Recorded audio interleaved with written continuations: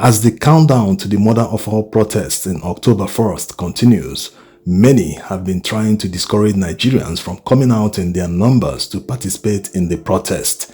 Just like they tried in the August protest, the current administration tried all they could to stop the protest. But in the end, people still trooped out in their numbers, especially in the north. This time around, voices that are trying to stop Nigerians from protesting surprisingly is coming from outside Nigeria. David Roberts is among the voices that are against the protest. He is a British national. When he was in Nigeria, he worked as the director of the British Council in Nigeria. In a statement that he released, he said that foreign interests might be behind the planned October protests. Speaking further, he said, quote, "In light of the wide use of Russian flags in the last days of August protests and taking this new revelation by the US Secretary of State, Nigeria ought to be very careful about the proposed October 1st protest. Nigeria should take more care and alert its citizens to the truth about such platforms and their agents. As many as those behind the protest are linked to Mr. Hundeyin and others from the African Stream Network, Nigeria only needs to look at what is happening in Mali, Niger and Burkina Faso to understand the peril they face." Unquote. The Hundeyin he referred to in his statement is the popular Nigerian investigative journalist David Hundeyin, but we'll come back to that in a moment. Let's not even go into details about his intention or why he is raising an alarm, but one question comes to mind. The suffering and hardship that Nigerians are going through today, will UK citizens tolerate it? No. In fact, if a quarter or even 10% of the high cost of living crisis Nigerians are facing today happens in the UK, they will be out on the streets protesting till their politicians do the right thing. In fact, their politicians will never allow their country to degenerate to this level because they know the implications. That's why they give out cash to their citizens and residents to go out and spend so as to revive the economy. Even Obama did it in the United States. When he was in power, he doled out cash, billions of dollars to their citizens to go out and spend. So they understand how the economy works. That's why they will never, even in the future, implement policies that will crash and impoverish their people. They won't do that. They know that more poverty comes with more crimes, more destabilization in the economy, in the country. There is strife everywhere. You don't see that in Western countries. So why, despite the fact that Nigerians are facing a crisis that they have never faced, even during the Great Depression in the US, they've never faced this kind of crisis, and they turn around and start telling Nigerians that they shouldn't come out to protest? Is Mr. Roberts going to advise the UK citizens, assuming they face 10% of the crisis Nigerians are facing, is he going to turn to them and tell them, foreigners or foreign interests will try to hijack the protest, as a result, they shouldn't come out to protest?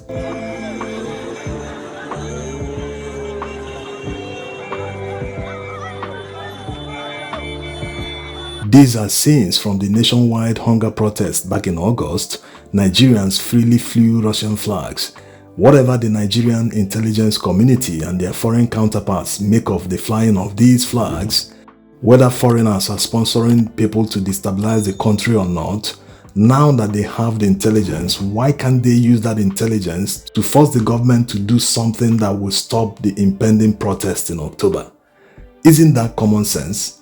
After all, before the August protest, they were given 3 weeks or even more than that before the protest started, but the government still failed to do anything to appease protesters. And to show you that they are not even planning to appease anyone in this coming protest, they are not planning to yield to any demand. How much was petrol being sold before the August protest? It was around 600 naira per liter. Today, how much is petrol? It has gone from 600 to 800 to about 1,200 today. So the situation is worse than it was before the protest started in August. What are Nigerians expected to do?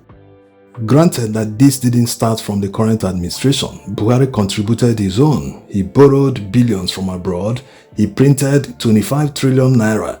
And this current administration is aware of all that because they have blamed Buhari for causing all the problems. But what did they do? Because they knew that he has already borrowed a lot of money, that debt servicing was getting too high, almost at about 90% of the revenue.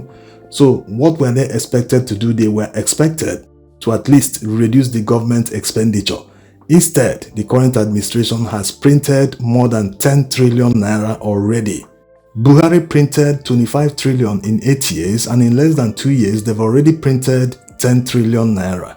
So they will beat him in under 4 years. Yes.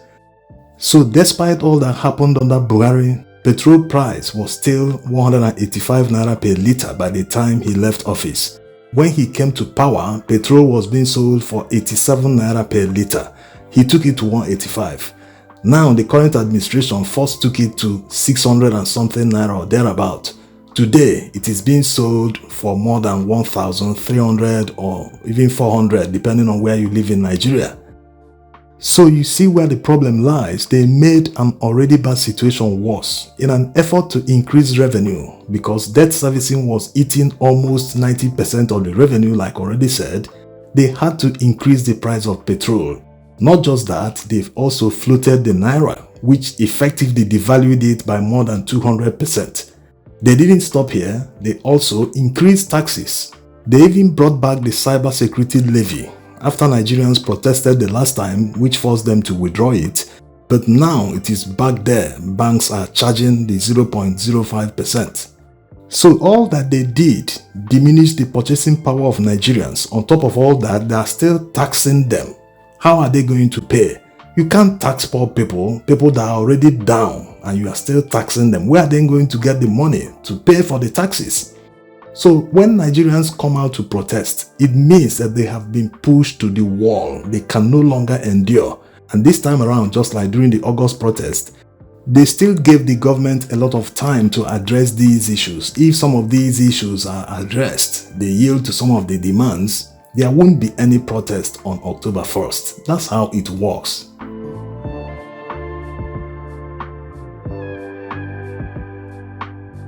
Fearmongering will not put food on the table of Nigerians. They are desperately hungry, and a hungry man is an angry man. And why foreign flags were flown during the protests in August can be seen in the same light. It's born out of frustration. People that have called for the military to take over power from the civilians. It shows you how frustrated they are. They have lost confidence in the current administration. It's as if they came with one mission in mind: to impoverish Nigerians. How in the world are they implementing all these harsh policies, all of them at the same time?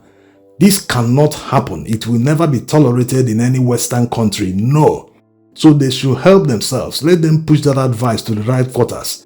Let them stop fearmongering Nigerians, telling them not to come out to protest, when they know they can't give the same advice to their countrymen, assuming they find themselves in the same situation.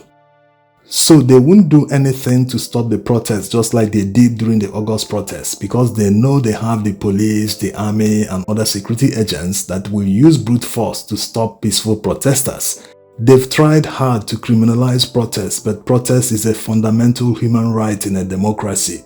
Citizens use protest to express their grievances and disagreement with government policies. No one truly wants to destroy his country or destabilize everywhere. People are simply tired of the situation. They are helpless. They are seeking for help, and anyone that finds himself in such a situation can do desperate things in order to survive. And no responsible government should wait for things to degenerate to this level. They should make sure that things never get bad to this level, so as to maintain the stability of the country. Now, let's see why Mr. Roberts talked about David Hundeyin. Remember a few days ago, the US Secretary of State, Anthony Blinken, talked about African Stream, a blog that is popular on Facebook and Instagram. He said the blog is backed by Russians, that it is a Russian front. And as a result, Facebook banned them both on Instagram and Facebook. And somehow they are trying to link African Stream to David Hundeyin, including many protesters who were active during the August protest. But David Hundeyin has debunked all that in a recent interview he granted. The truth of the matter is that Nigerians are nice people. Forget about Russian flags or other foreign flags they flew during the protest. They should just fight poverty and the hardship sweeping the land. All foreign countries are not your friends. They can never be. They always put their interest ahead of yours. Yes, and they work with collaborators here. If people are not willing to collaborate with them, they will never have any influence in Africa or in Nigeria. That's how it works. And people shouldn't hate them for it. Rather, they should admire them because they take the interest of their countries very, very seriously.